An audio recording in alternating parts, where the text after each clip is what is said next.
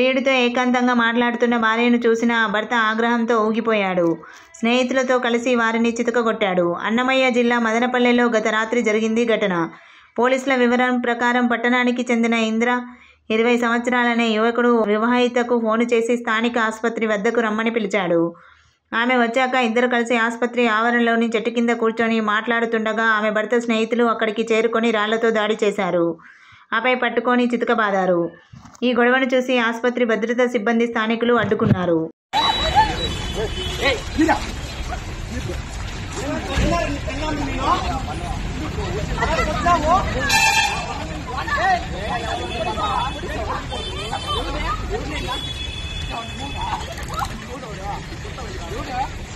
Udah.